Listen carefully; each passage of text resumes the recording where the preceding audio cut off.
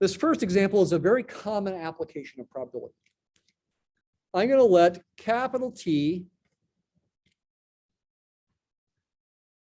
represent a wait time.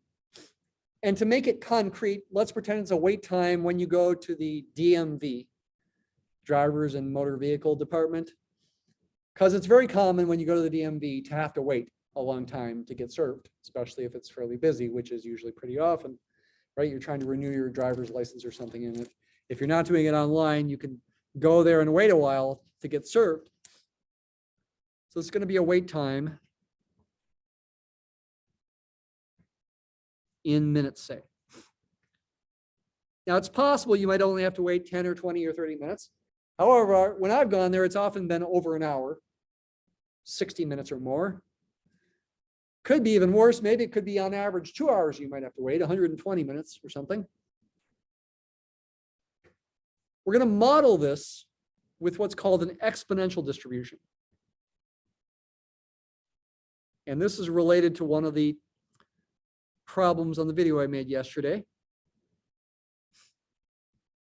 Although that distribution, that problem is related to wait times for the next car to come into the intersection in seconds. Now we're imagining wait time at the DMV in minutes. We write the PDF. And technically speaking, it's a piecewise function. And I'm going to write the general form of it instead of using specific numbers. In the exam video I made yesterday, I used specific numbers. But it would be good, worthwhile, to use a general formula, say lambda, that's the Greek letter lambda, e to the negative lambda times t. Oh, and I wanted to call my variable t here. Sorry. For t greater than or equal to 0 and 0 otherwise. I do purposely, I haven't done this before, but purposely I want to call the wait time a capital T. And this I want to call a lower t. There's a good reason for that I'll show you in a few minutes here. Capital T represents sort of the idea. It's called a random variable. I am going into the DMV. I'm wondering how long I'm going to have to wait. It's the idea of it. And then when you actually wait a certain amount of time, that's an observed value of t, and you'd call it little t.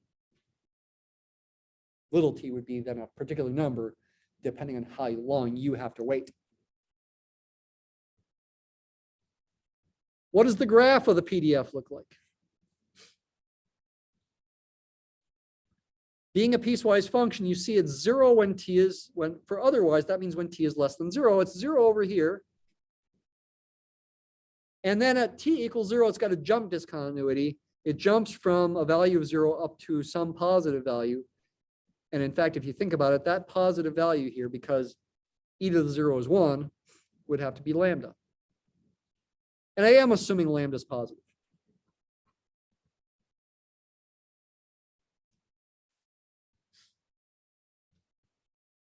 Remember what this means, how to intuitively interpret the density.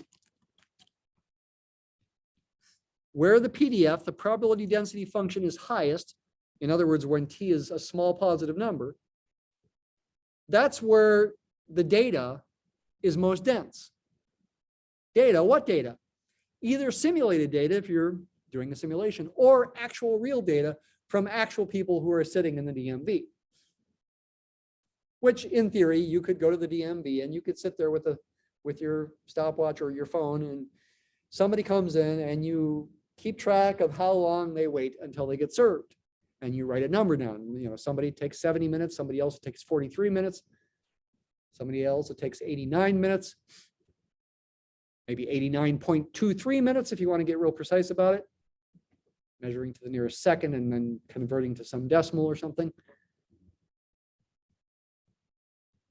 You could keep track of those, and the data is going to be densest in the relatively small amounts of time. Small itself is a relative term. What do I mean by small? 1 or 2 minutes? Well, no, in the context of the example, small could be 20 or 30 minutes. most dense there and less dense when the PDF is lower. And as it gets real low, because it's exponential decay, it'd be very sparse data. Only every once in a while would you get a very large value of the wait time. An outlier if you're thinking statistically. Though they will happen. Once in a while, it'll be a real big outlier. For the DMV, it could be, 200 or 300 minutes, 3 or 4 or 5 hours. Hopefully not, but you can't rule it out sometimes, okay? That's a model, it's not going to be perfect. You'd have to test the model and see how well it does. You'd have to compare it against actual data. You'd have to make a histogram like we did the other day with the population age distribution and see does this graph match the pattern of the histogram. It's not going to perfectly. This is a simplified model of real life.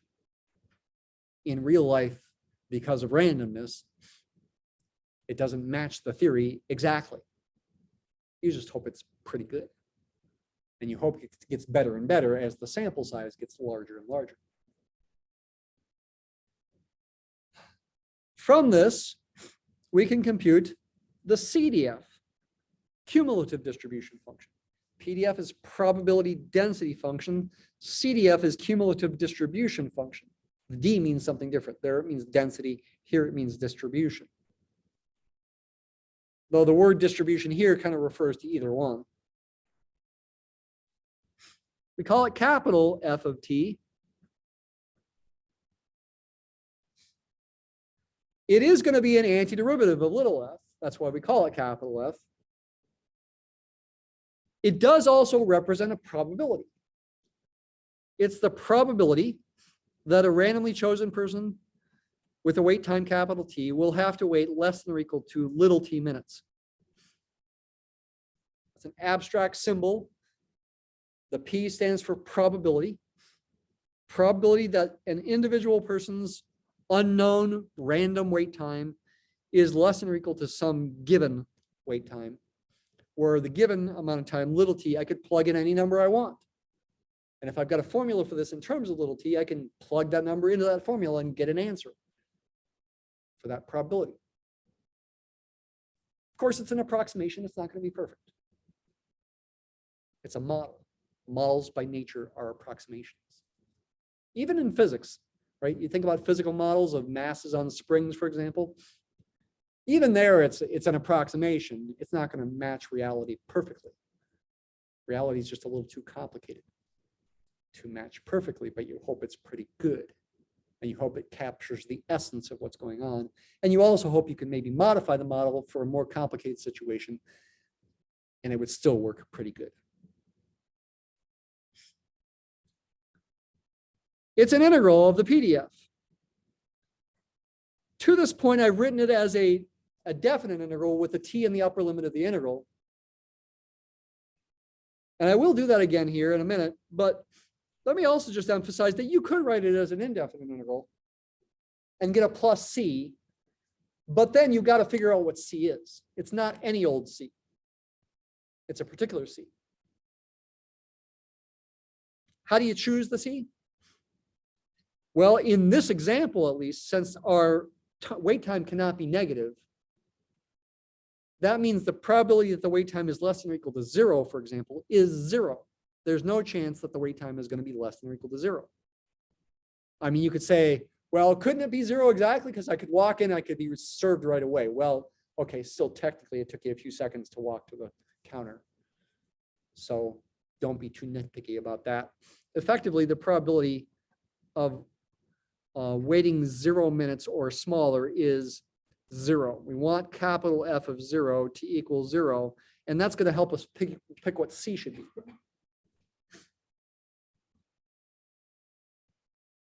This integral right here then needs to be done. The integral of, that's a lambda e to the negative lambda t. That is something that by this point you should be able to do just in your head. I'm serious. Lambda is a constant. I'm integrating with respect to t.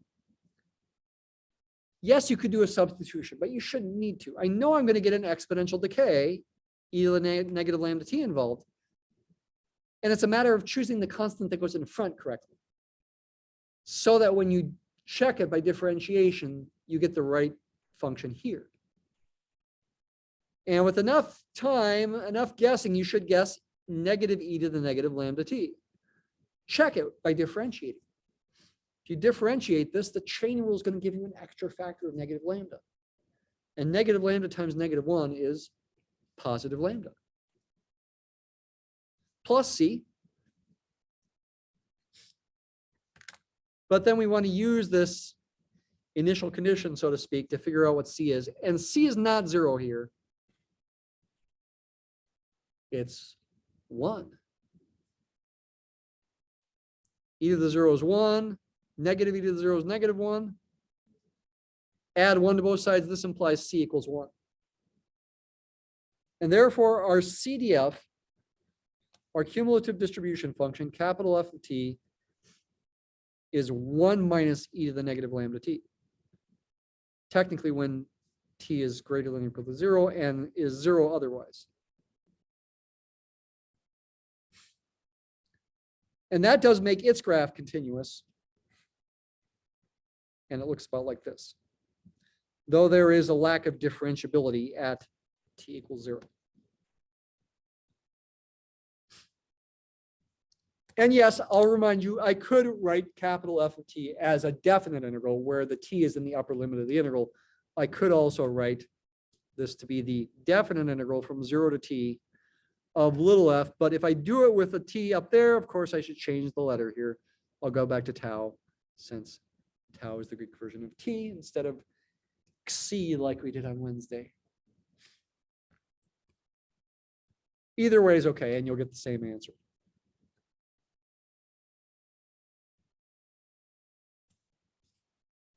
So the PDF and CDF are valuable both for computing actual probabilities and for thinking about the idea of what's going on, qualitatively speaking, graphically, thinking about density of data, for example, here with this one, thinking about how fast probabilities rise with this one. They rise fast at first and then slower. It's a worthwhile thing to have both formulas for these things and their graphs. It's also worthwhile to have a formula for the little f, because we'll use it to find the mean, as I've shown you already. And we'll do that here in a few minutes. What about a probability? What if we were trying to find the probability that the wait time is between A and B?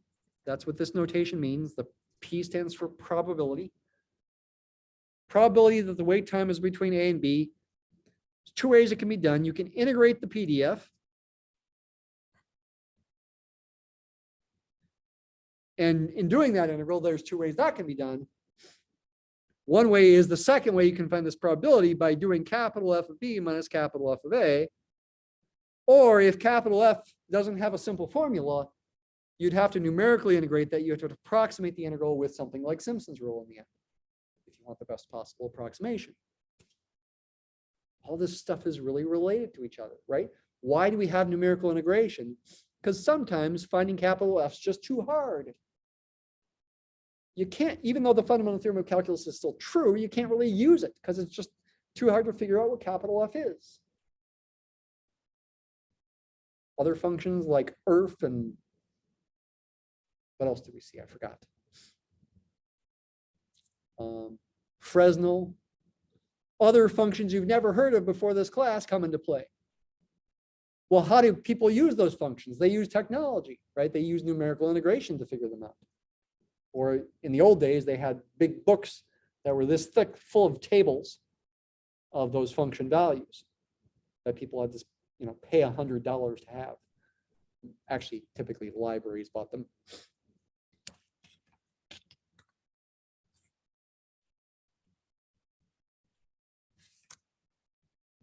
What would this be in this example?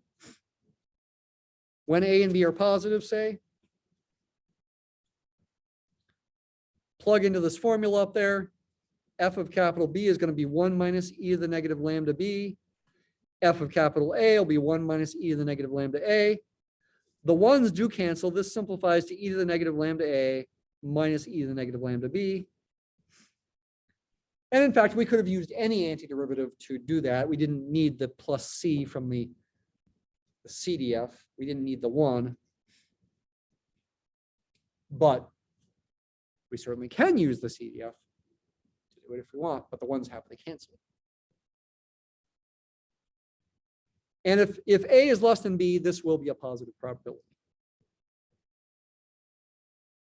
In the exam video I made yesterday, I do this exact same kind of example again in the context of wait time for a car coming to the intersection. And I use particular numbers for lambda, for A, for B. I think I use lambda as 0.25. I think I use A as 3 and B as 5. And time is in seconds for that application. But I think it's worth your while to think about this more generally. Let's also think about this more generally in terms of the mean wait time. Mean or average wait time. Also known as something called expected value. If you've learned a little bit of probability in your past, maybe talking about permutations and combinations in your pre-calculus class, you may have done problems related to expected values, maybe related to gambling situations. They're really averages, theoretical averages. When your variable is continuous, and by the way, if you did that in the past, it probably was not a continuous variable, it was probably discrete. Like maybe X represented your winnings if you won the lottery, and it represented how much you had to pay if you lost the lottery. But with continuous variables like this, we have to find this mean by doing an integral. Don't integrate the PDF, but you integrate t times the PDF.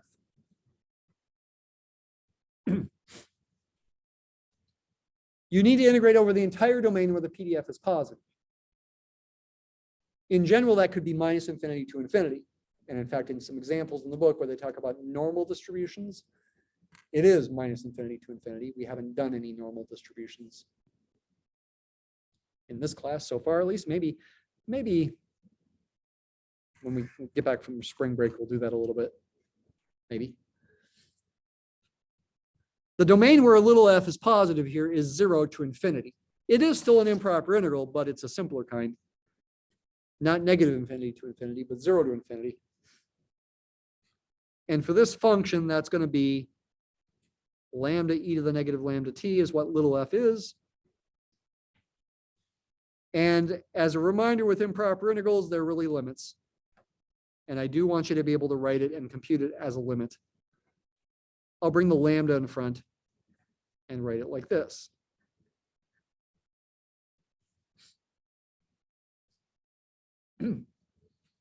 This is the limit we have to calculate to find this mean wait time. And it will be some particular number. Even though in real life, when you've got real life people sitting in the DMV and there's real life wait times, one day the wait time might be 87 minutes and the second day it might be 64.9 minutes. Different wait times for different days. That's just the way reality is. That's randomness. But you hope if you can find a theoretical wait time that in real life, sometimes the average wait time is smaller and sometimes it's larger. You hope it's a decent approximation for reality. I hope you have enough experience now to look at this and know we should use integration by parts, where it's probably good to let lambda times t be the u, right? Because that'll make u prime simpler. More importantly, v prime needs to be something easy to integrate.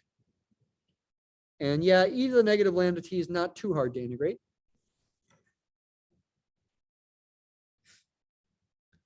U prime will be just the constant lambda. V, if I integrate e to the negative lambda t, once again in my head, careful, it'll be negative 1 over lambda e to the negative lambda t. You can always check it. Check it by differentiation, use the chain rule. You get an extra factor of negative lambda when you use the chain rule, which cancels with the negative 1 over lambda to give me a coefficient of 1. Something to practice. This is definitely worth practicing and being able to do even just in your head. Not just for this class even. Plenty of other classes where this kind of calculation comes up in physics and engineering, maybe even physical chemistry. Certainly also economics. This kind of calculation comes up. And probability and statistics for that matter. Let's continue being careful with our limit sign out in front. Remember the formula for integration by parts. I'm not going to write it down, but I'll verbally say it. You do u times v. So I need to multiply these functions from upper left to lower right in this setup. If you do that, imagine multiplying those, the lambdas will cancel. You'll still get a negative sign in there, and a t, and an e to the negative lambda t. And I'm still doing a definite integral from 0 to b. And it might be good to remind myself that t is going from 0 to b, not lambda. Lambda's fixed. Minus the integral of v times u prime. I need to multiply the functions on the bottom row here. The lambdas will still cancel. And we get another minus sign, which will cancel with this minus sign. The general integration by parts formula has a minus sign right there, but it can cancel with that minus sign, giving me a plus sign. And again, the lambdas cancel, so I get just a plain e to the negative lambda t that I'm integrating. Continue being careful. Limit as b goes to infinity of, I'm evaluating this function from 0 to b, so first I have to plug in b and get negative b e to the negative lambda b, then plug in 0. Minus negative 0 times e to the 0, but that's a 0. E to the 0 is 1, but I'm multiplying by 0.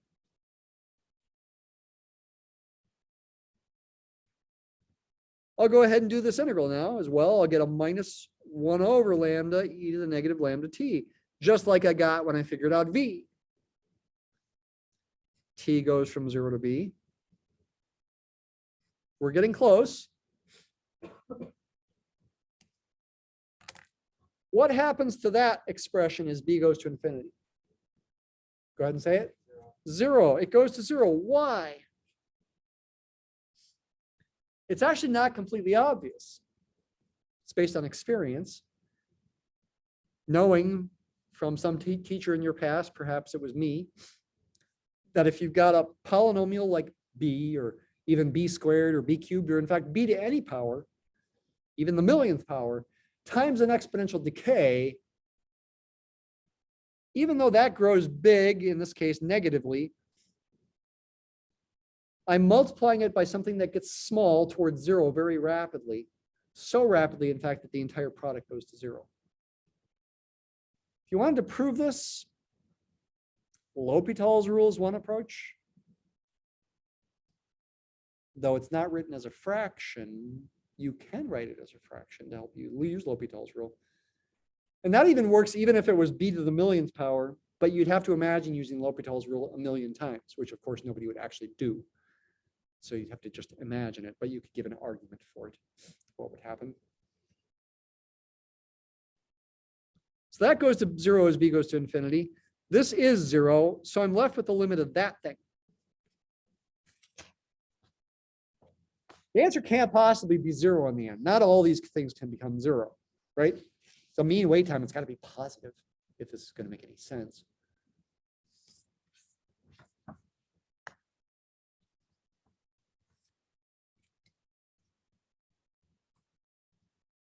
Trickiest thing here is being careful about the minus signs. I got this minus sign right there. So when I plug in t equals b, I get minus 1 over lambda e to the negative lambda b. And yeah, I guess for extra emphasis, I should remind you lambda is positive. And so yeah, negative lambda b is negative as b goes to infinity. And then I got a minus negative 1 over lambda e to the 0.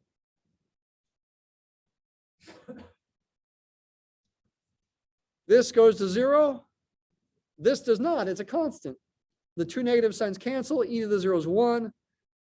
The answer is 1 over lambda.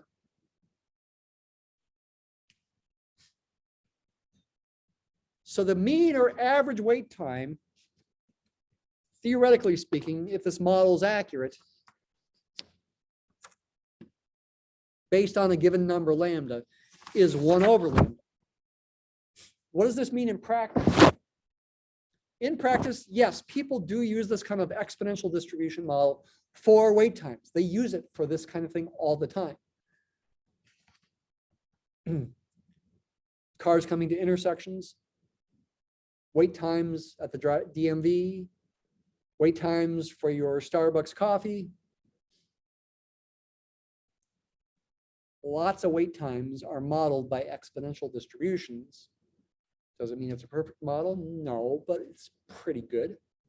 It's fairly simple. It's got that benefit. If you've gone and gathered data about actual wait times for many people, say 1,000 people during a given week, and if that, for example, if their average wait time is 100, you'd set this equal to 100 and solve for lambda. And what would you get? If 1 over lambda is 100, what is lambda? 0.01, 1/100th. 1 divided by 0.01 is 100. That's what you would use for lambda. If the average wait time was 50 minutes, you'd use lambda's 1 over 50, 0.02. If it was really fast service and it was just 2-minute wait time, average wait time, then you'd use lambda's 0.5. That's what people do when they use this. An example where it's used here at Bethel is in operations research.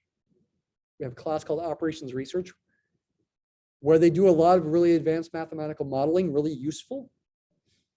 For example, to help make the dining center lines move faster. You can set up different scenarios and try to test them in the computer. And when you test them, the wait times turn out to have an exponential distribution, and you can try to fiddle with the setup and see if it improves, if the wait time improves when you change the setup.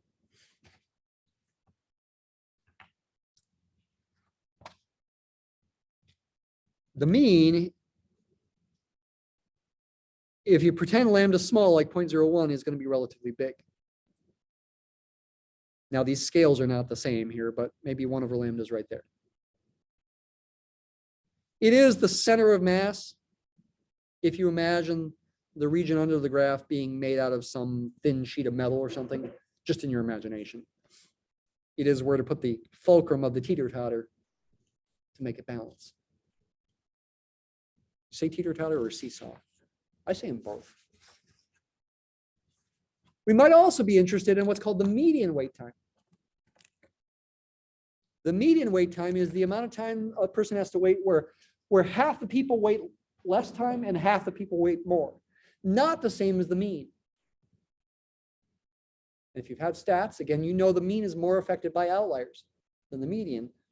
Graphically, the median wait time, which I'm going to call T sub M, M standing for median, has half the area to the left and half the area to the right. The total area is 1, so half the area is 0.5. How do you figure out the median? You'd have to integrate the PDF until you get an integral of 0.5, or another way is to say, find the value of t that makes the CDF equal to 0.5. The median wait time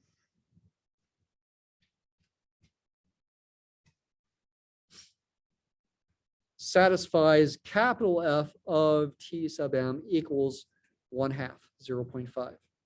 So in this case, that means 1 minus e to the negative lambda times T sub M equals 0.5, because that's capital F. I can now solve this for T sub m. I could add e to the negative lambda Tm to both sides. I could also subtract 0.5 from both sides. This is going to imply e to the negative lambda Tm, in fact, equals a half.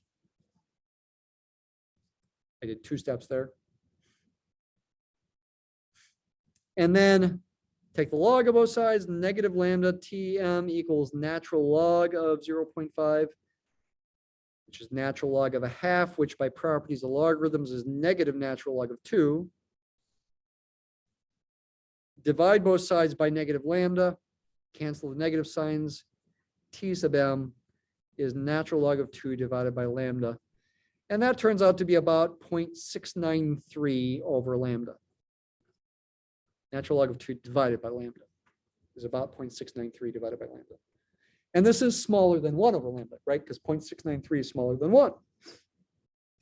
So if the average wait time is 100 minutes, we'd predict the median wait time to be about 69.3 minutes. Again, you'd have to measure against reality to see if that happened.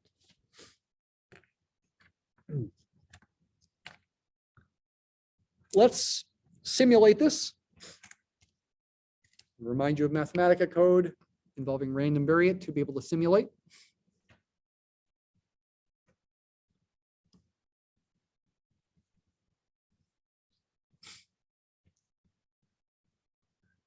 Random variate with a capital R and a capital V is what we'll do simulations for these kinds of situations. On Wednesday, we put uniform distribution inside the square brackets. Today, we'll put exponential distribution with a capital E and a capital D. Again, I'm most likely to give these kinds of questions in true, false, or multiple choice to know this syntax.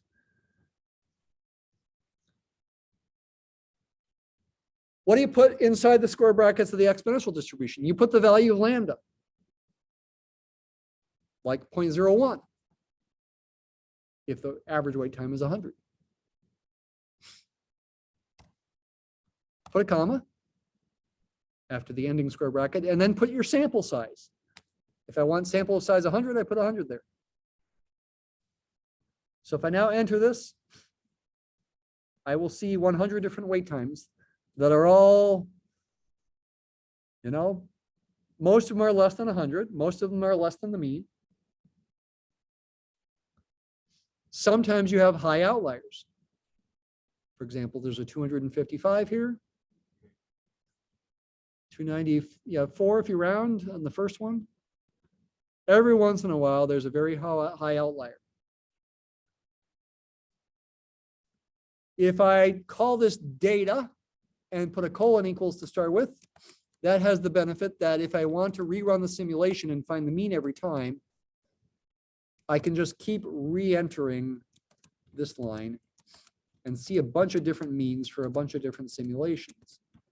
Sometimes you get an average less than 100, and sometimes it's bigger than 100. I can even do the median. Should be hopefully closer to 69. Yeah, sometimes bigger than 69, sometimes less than 69, but in the ballpark of 69. And yeah, if I did very large data sets, even 100,000, the mean here should be very close to 100, and the median should be very close to 69.3. Pretty close, yeah. Matching the theory. Okay, could make a histogram as well.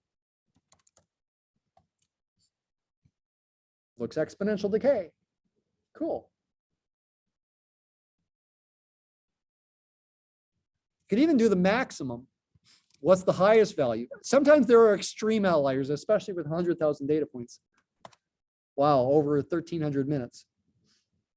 Okay, it would be closed by then, right? That's almost 24 hours long there. That's 24 hours, like 1,440 minutes, I think. Max computes the largest data value. Okay, so you should know this kind of syntax.